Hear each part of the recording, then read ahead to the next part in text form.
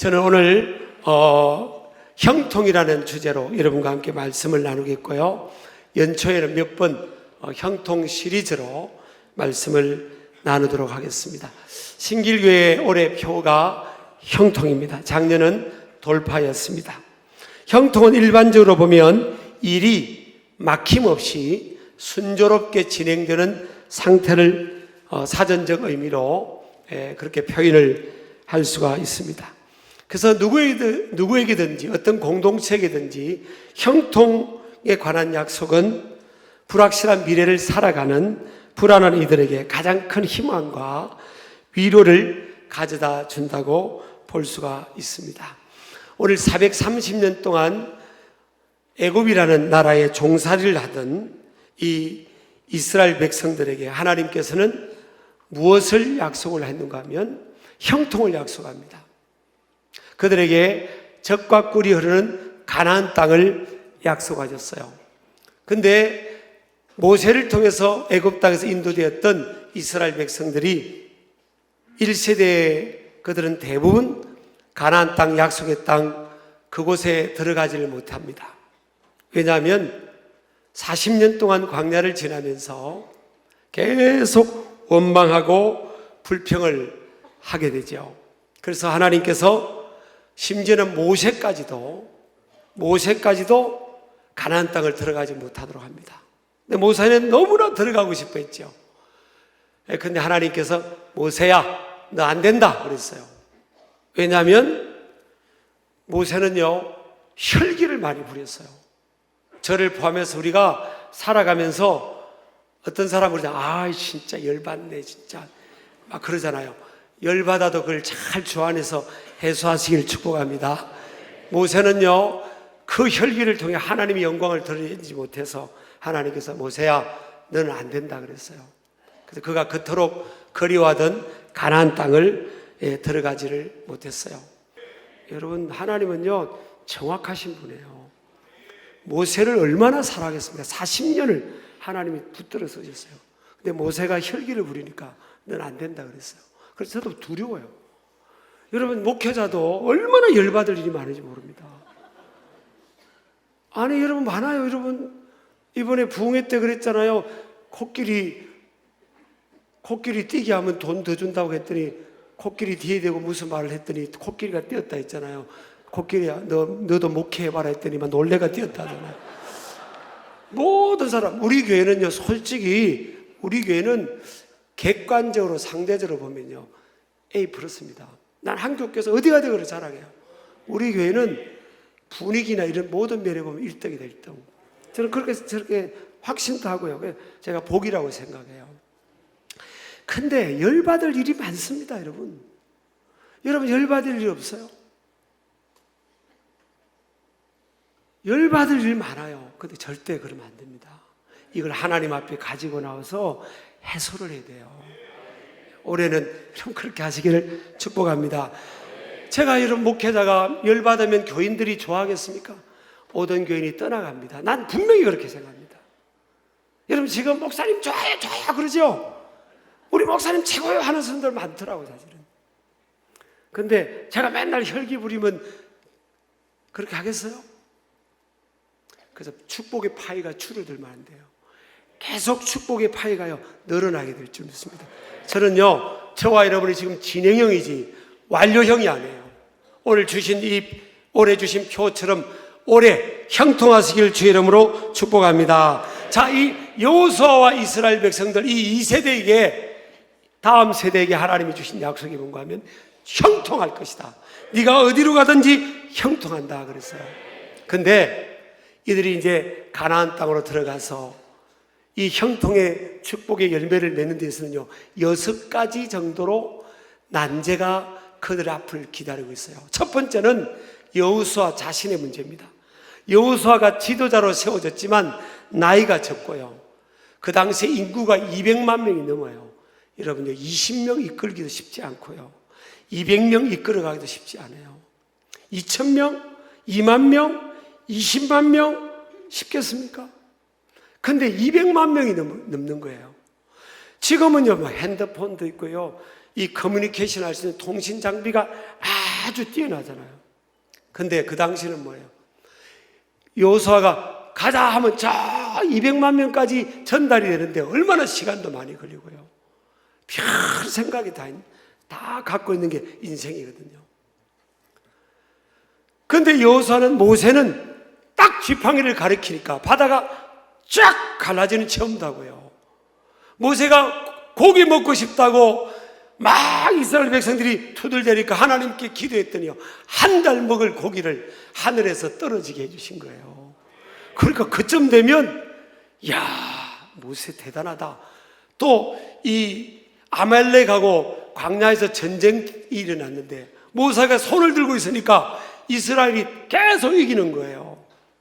그러니까 사람이 지치니까 손이 내려오니까 하나님은 아론과 훌이라는 돕는 자를 붙여줘 가지고 손이 계속 내려오지 않도록 받쳐줬잖아요. 그런데 여호수아는 뭐예요? 아론과 훌이라는 사람도 없고요, 지팡이도 없어요. 지팡이도. 그런데 200만 명이 넘는 이 사람들이 어떻게 통제를 받으면서 리더십을 발휘하고 이끌어지겠어요? 이게 답이 없는 거예요. 그런데다가 여호수아가 이런 2,000명, 2만 명, 20만 명 차근차근하게 이끌어본 경험이 없는 거예요. 갑자기 200만 명이 넘는 사람이 턱 주어진 겁니다. 이것을 감당하기가 참 쉽지 않은 상황이에요. 두 번째는요, 사람이에요. 사람. 여러분, 광야에서 왜 40년 동안 이스라엘 백성들이 시간을 보냈죠? 10하루길이면 갈 수 있는 길을 왜 40년이 걸렸어요? 원망하고 불평하다가 투덜대다가 그런 거예요. 여러분, 인생은요, 범사에 감사하고 범사에 하나님을 인정해야 돼요. 잠언 3장 5절에 보니까 영어로 하면 acknowledge your God in all your ways. I'll make your path straight. 그랬어요. 너는 범사에 그를 인정하라. 그리하면 내 길을 지도하시라. 이게 한마디로 말하면 뭔가 하면 내 인생길을 지름길로 만들어주겠다 그거라고요. 뭘 하면요? 하나님을 범사에 인정하면, 하나님께 감사하고 하나님을 신뢰하고 하나님을 의뢰하고 하나님을 내 삶의 주인으로 모시며 그분의 주권을 인정하고 살아가면 하나님께서 너의 길을 지름길로 만들어주겠다. 근데 왜 인생이 40년을 둘러가고 40년이 지났지만 그들이 가나안 땅을 왜 못 들어갔어요? 하나님을 인정하지 않았던 거예요.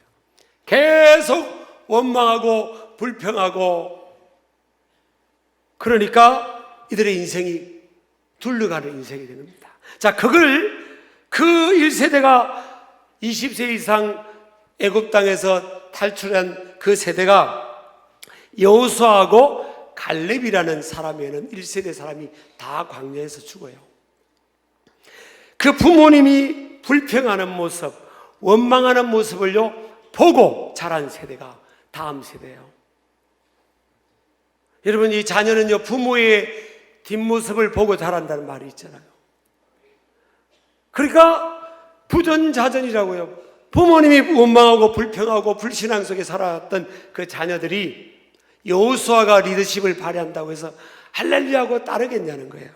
인간적으로는 사람이, 구성원들이 만만치 않은 거예요. 세 번째는요, 이 요단강을 건너가야 될 이 요단강이 그 당시가 가장 범람했습니다. 팔레스틴 지역은 아열대 지역이면서 지중해성 기후를 띠므로 태양력으로는 3, 4월에 보리 추수를 하고요, 또 5, 6월에 밀 추수를 한다고 합니다. 그런데 여호수아서 4장 19절에 보니까 첫째 달 10일로 기록되어 있는데 이것은 태양력으로 하면 3, 4월 좀 되는 거예요. 이때가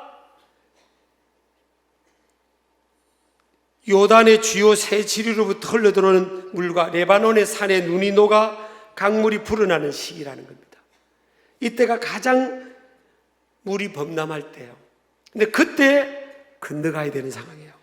네 번째, 그들에게는요 건너가기에 필요한 배라든지 운송수단이 없어요. 200만 명이 건너가는데 어른들 같으면 수용해서 갈 수 있지만 애기들하고는 어떻게 해요?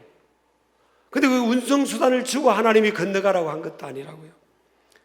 그리고 우리 영등포도 보니까 지금 무슨 시설 공사를 하더라고요. 막 펌프장, 비가 오고 막 그러면 수해 때 물 펌프하는 펌프장을 짓는다고 그러는데 그런 것도 없는 상황입니다. 자, 다섯 번째는요, 체격차예요. 가나안 땅에는 이미 덩치가 큰 사람들이 살고 있고, 자기들도 어떻게 고백하는가 하면 우리는 그들에 비해서는 메뚜기와 같다. 그들이 보기에도 우리는 메뚜기와 같을 것이다. 그렇게 생각하는 거예요. 5kg 정도만 운동선수들이요, 이 5kg 정도만 차이라도 뭐 레슬링이라든지 몸이 같이 붙어서 뭐 하는 운동 있잖아요. 씨름이라든지 뭐 권투라든지 이런 운동선수들은 5kg만 차이 나도요, 체급 차이 나도 감당이 안 되는 겁니다. 그런데 이 가나안 땅에 있는 사람들은 막 거인과 같이 크고, 이스라엘 쪽에 있는 사람들은 저기 광야를 거쳐 살아왔기 때문에 영양 공급이 부족하잖아요. 그래가 크지가 않아요. 그리고 또 그들의 이 무기도, 이 당시가 애굽에서 출애굽할 때가 BC 1446년경이었습니다. 광야에서 40년을 헤맸기 때문에 1400년쯤 되는 거예요. 이때는요, 청동기 시대예요. 일반적으로 전 세계가 청동기 문화 시대인데, 근데 가나안 땅에 사는 가나안 거민들만 철기 문화를 갖고 있는 거예요. 오늘 성경의 여호수아서 17장 16절의 마지막 부분에 보니까요, 이스라엘 골짜기에 거주하는 자이든지 다 철병거가 있다 그런 겁니다. 이게 뭘 말하는가 하면, 요즘 말하면 전쟁 중에 최첨단 무기가 있어야 유리하잖아요. 근데 가나안 쪽에 있는 사람들은 최첨단 무기가 있고, 이스라엘이 가지고 있는 무기는 요즘 말하면 따꿍 이런 무기예요. 원시적 무기고, 그게 뭐 해봐야 체급 차이도 나지. 이게 무기도 지금 뭐 비할 바가 안 되죠. 여러 가지 불리함이 있어요. 마지막은요, 그 땅에 가서 전쟁을 치러야 되는 상황입니다. 이런 상황에서 하나님 뭐라고 약속하는가 하면 형통하리라 그럽니다. 8절도 보니까요, 7절도 보면 그리하면 어디로 가든지 형통하리니. 또 뭐예요? 8절도 내가 형통하리라, 내 길이 평탄하게 될 것이며 내가 형통하리라. 자, 형통을 약속을 하면서 하나님은 세 가지를 딱 말씀합니다. 굉장히 오늘 중요합니다. 우리 신길 가족들은요, 1년 동안 우리가 형통을 붙들고 살아야 되기 때문에 이해를 하셔야 됩니다. 첫 번째는요, 따라합시다. 마음에, 크게 하세요. 마음에 무장. 6절, 7절, 9절, 18절에요, 이 한 장에서 4번을 말합니다. 마음을 강하게 하라, 담대히 하라. 히브리어로 히브리 하자크, 손에 힘이 있는 것처럼 마음이 이렇게 풀어져서 그냥 느슨하고 이렇게 있지 말라는 거예요. 공기가 꽉 찬 것처럼 마음을 강하게 하고, 그리고 빈틈이 없도록 마음을 채워서 방심하지 않는 상태로 딱 이렇게 마음을 요새화하라, 담대히 하라는 히브리어 외에 마치라는 단어인데, 요새화하다. 요새가 뭐예요? 적들이 틈이 없도록 다 지키는 거잖아요. 딱 지키는 걸 말하는 거예요. 우리 마음에 이 적들이 못 오도록 마음을 다 지키는 거예요. 자, 두 번째는요, 그럼 뭘 통해서 형통하느냐? 따라합시다. 말씀이다. 자, 오늘 성경에 보니까 여러분 7절 보면 한번 읽겠습니다. 7절요. 7절 시작. 오직 강하고 극히 담대하여 나의 종 모세가 내게 명령한 그 율법을 다 지켜 행하고 우로나 좌로나 치우치지 말라. 그리하면 어디로 가든지 형통하리니. 자, 앞에 7절에 뭐라고 했어요?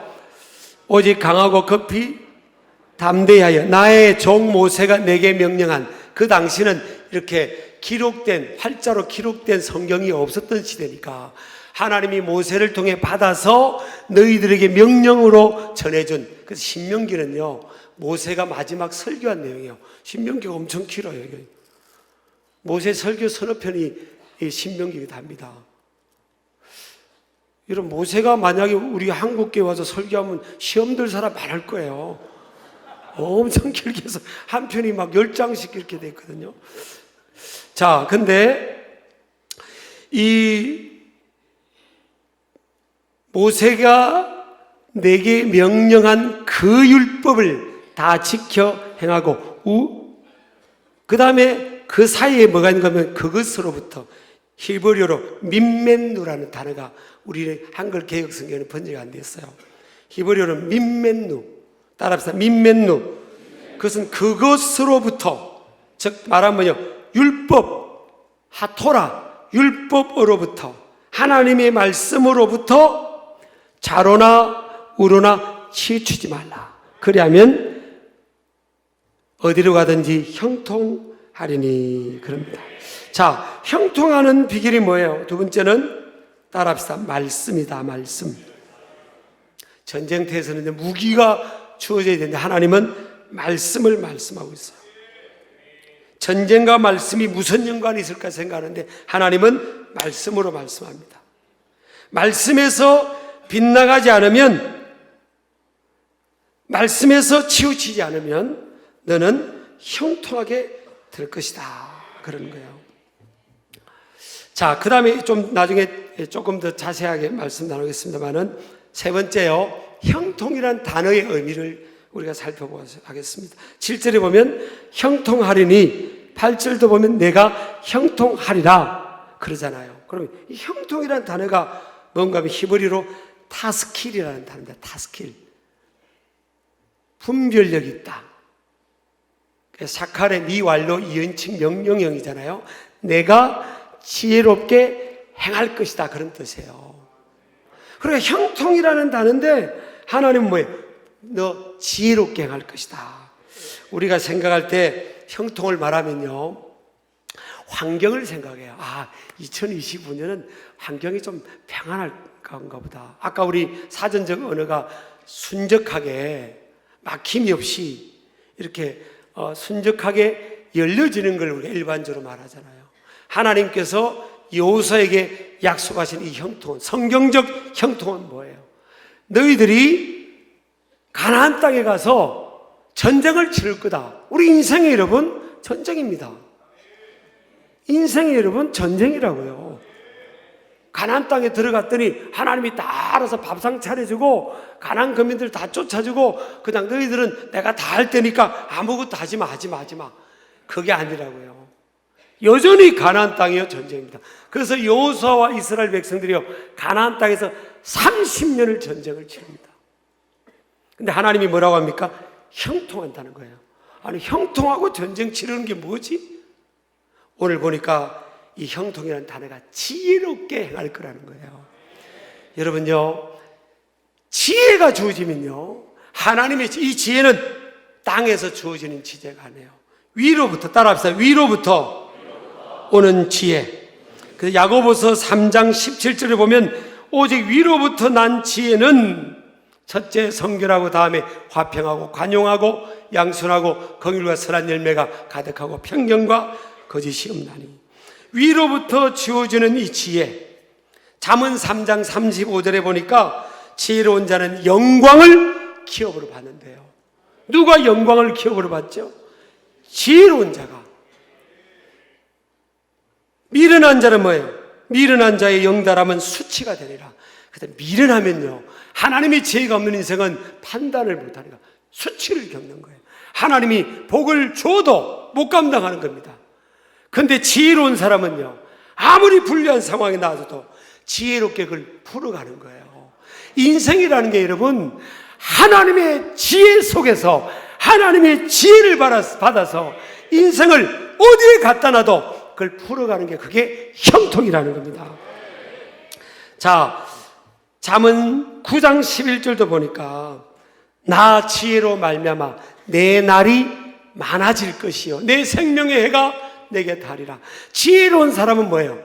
날이 많아진다는 거예요. 반짝 스타가 아니고 롱런하는 거예요. 오래오래 롱런하는 거예요. 오래오래 생명의 해가 내게 다한다는 건 뭐예요? 해가 비추는 거잖아요. 그 인생이 오래오래 비추어지고요, 오래오래 존귀함을 누리고 오래오래 명예롭게 되고 오래오래 스포트라이트를 받는다는 거예요. 하나님이 누구에게? 지혜입니다. 지혜. 아니 나는 아무것도 안 하니까 올해 2025년 우리 담임 목사님이 기도하고 형통을 했으니까 야 신난다. 올해는 막 그냥 아무것도 안 해도 그냥 슬슬슬슬슬슬슬 풀리고 그냥 슬슬슬슬 잘 되고 그냥 나는 가만히 있어. 하나님이 전쟁은 다 해주시고 하나님은 전쟁은 하나님께 속했다고 했으니까 나는 전쟁 안 하고 가만히 집에서 쉬고 계기도 하나님 다 알아서 해주시겠지. 그게 아니라는 거예요. 형통은요 지혜라는 겁니다. 이걸 바꿔 말하면요 하나님의 지혜가 있으면 어디로 가든지 형통합니다. 지혜가 없는 애한테요 꼬인 실타리를 맡겨보세요. 더 꼬아버립니다. 더 꼬여요. 사실은 지혜로운 사람에게 꼬인 실타리를 맡겨보세요. 술술술 풀어내요. 제가 이거 오해하지 마세요. 우리 교인은 안 해요. 언젠가 어떤 분을 만나서 상담 아닌 상담을 하다가 그래서 그분에게 아무개님 가지 마세요. 안 돼요.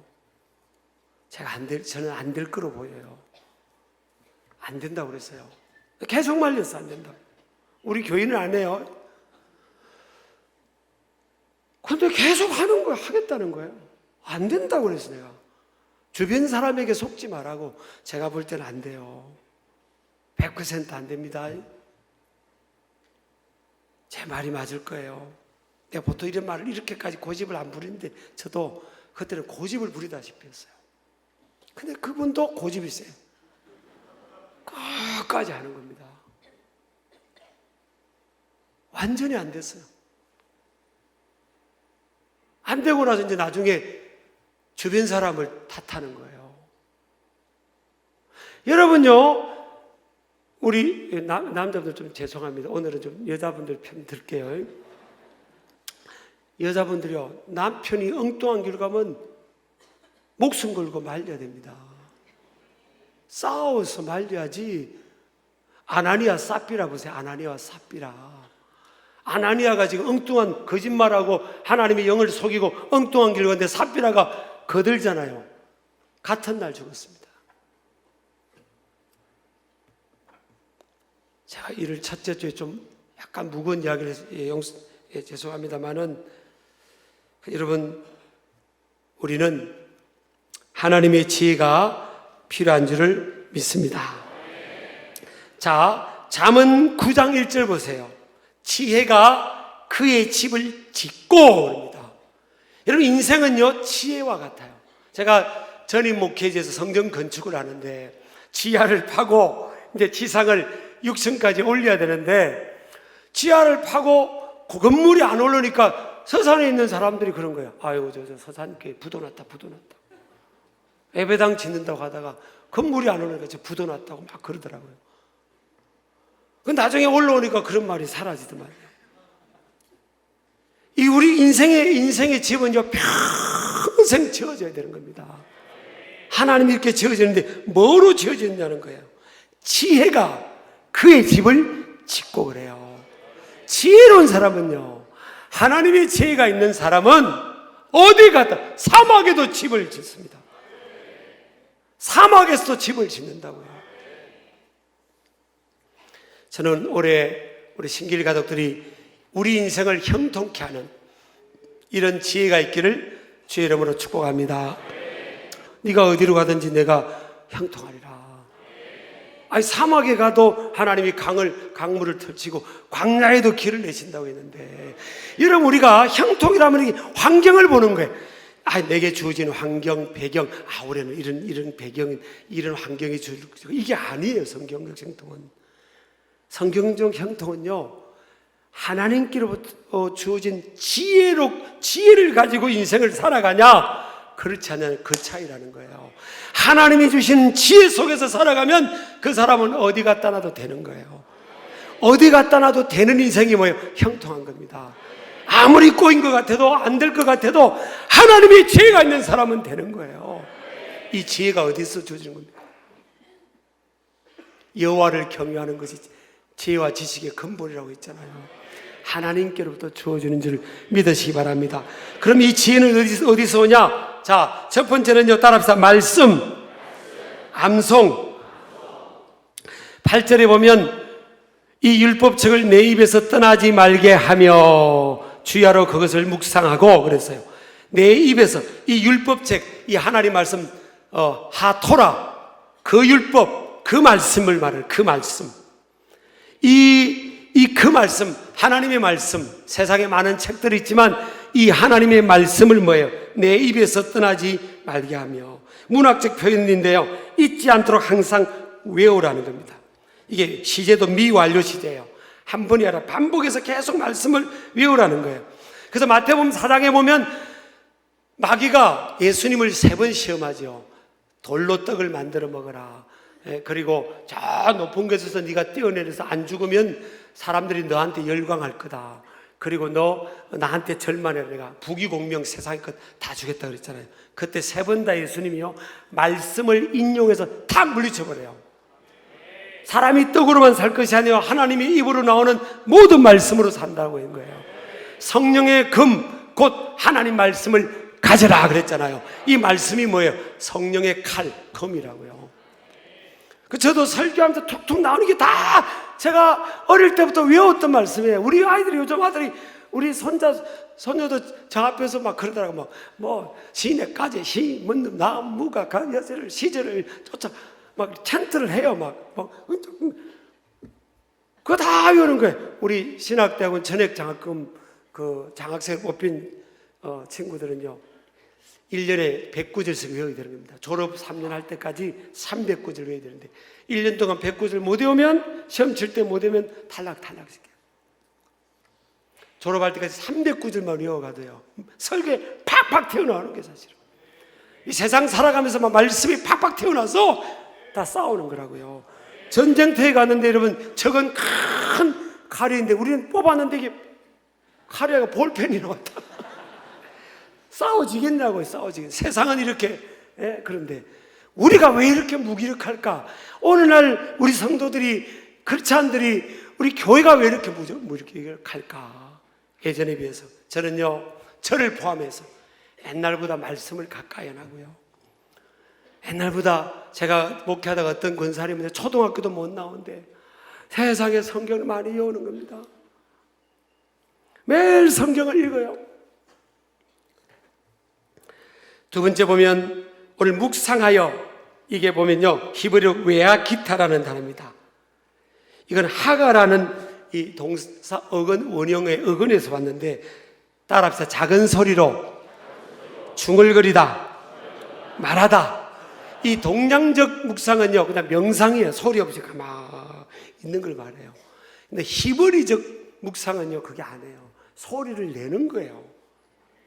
우리 예전에 여러분 서당에서, 저야 서당에 그 시대 아니었지만 서당에서 하늘 전 따지 천자문을 자꾸 외웠잖아요.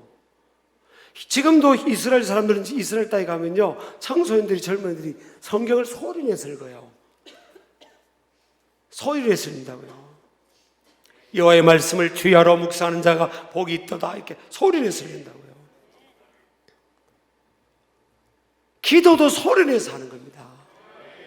그리고 깊이 기도하다 보면 이제 깊이 묵상도 들어갈 수 있는 거죠. 착각하면 안 됩니다.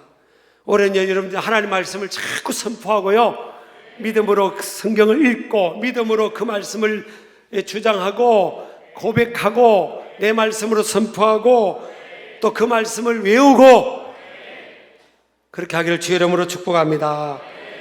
세 번째는요, 그 말씀을 지켜 행하는 자가 복이 있다 했죠. 여기서 지켜는 히브리어로 샤마라입니다. 샤마라. 주의 깊게 듣다. 신명기 28장 1절. 신명기 28장 1절에 내가 내 하나님 여호와의 말씀을 삼가 듣고, 이게 샤마라입니다. 샤마라.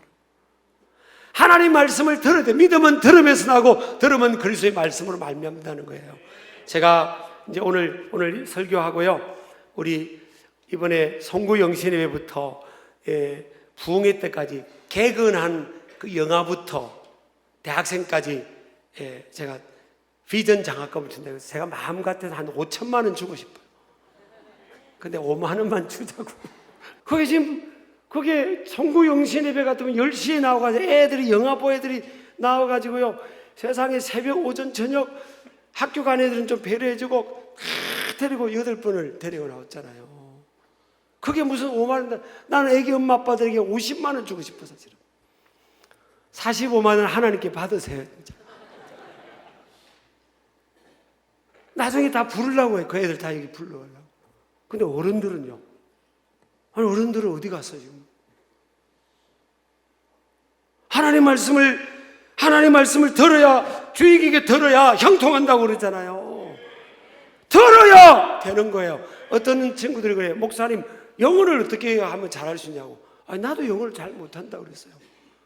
근데 영어를 어떻게 하면 되냐고. 근데 그래서 간단하다고 그랬어요. 첫 번째, 들으면 된다고 그랬어요. 영어를 들으면 된다. 안 들리는 사람은 말도 어느 장에 오잖아요. 하나님 말씀을 들으면 하나님의 말씀에 지혜가 오는 거예요. 지혜가. 우리 아멘 하시기 바랍니다. 주의 깊게 들어야 되는 거예요. 하나님 앞에 나와서 말씀을 들어야 되는 거예요. 그리고 말씀을 날마다 읽고 묵상해야 되는 겁니다. 저도 한 50년 교회를 다녔는데요, 이 성경 책임은 충분하더라고요. 여기에 다 있어요. 다 있어요. 여기에 모든 게 다 있습니다. 사실 그 말씀을 듣고 그 다음에 뭐예요? 말씀대로 순종하는 거예요. 어떤 달은 그러죠. 아이, 목사님이 꼭 나 들으라고 설교하는 것 같아. 그럴 때 있죠? 꼭 나한테 하는 것 같잖아요. 그게 성령님이 감동감으로 역사하셔서 각 사람에게 적용이 돼서 들리는 거예요. 누구만 들으라고 그게 아니라 그냥 보편적으로 설교하는데 나한테 들리는 거예요. 나한테. 그래서 요한계시록 1장 3절에 보면 이 예언의 말씀을 읽는 자와 듣는 자와 그 가운데 기록한 것을 지키는 자는 복이 있나니 그랬어요. 때가 가깝다는 거예요. 어떤 사람이 복이 있어요? 말씀을 읽는 자, 듣는 자, 그 가운데 기록한 것을 지키는 자가 복이 있다. 저도 100번 이상 성경을 읽었잖아요.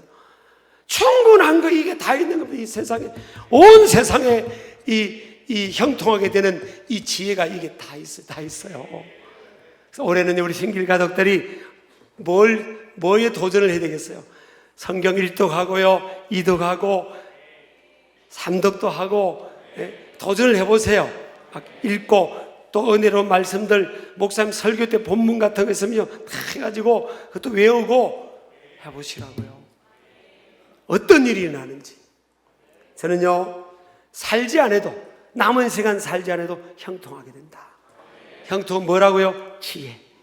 이 말씀이 있으면 그 인생은 지혜롭게 되기 때문에 그의 길이 형통한 길로 인도가 될 것이다. 믿으시기 바랍니다. 어떤 사람이 복 있게 되죠? 시편 1편 2절 3절에 보면 오직 여호와의 말씀을 즐거워하여 그의 율법을 주야로 묵상하는도다.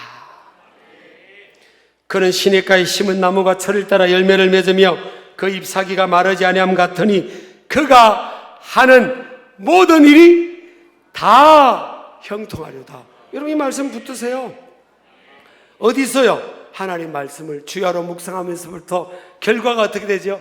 그가 하는 모든 일이. 저는 이게 교만하게 들릴지도 몰라도요, 인생이 제가 그랬잖아요. 만만한 게 아니다. 인생은 전쟁과 같아. 내 힘으로 할 수 있는 것은 아무것도 없다. 저는 기본적으로 깔고 들어갑니다. 그런데 하나님이, 야, 기용아, 이 목사님, 너 저기 뭐 딴 거 한번 해볼래? 저거 한번 해봐라. 난 그러면요, 하나님 하라면 나 그거 다 하겠어요. 기용아, 너 저 한번 돈 한번 벌어볼래?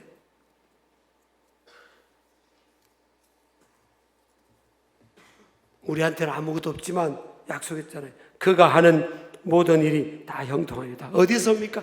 말씀이에요. 말씀. 이 말씀. 따라서 말씀. 오랜 일로 말씀으로 가까이 나가고요, 말씀을 가까이 하고 말씀을 듣는데 주의를 기울이고 샤마라 했잖아요. 샤마라. 주의를 기울이는 겁니다.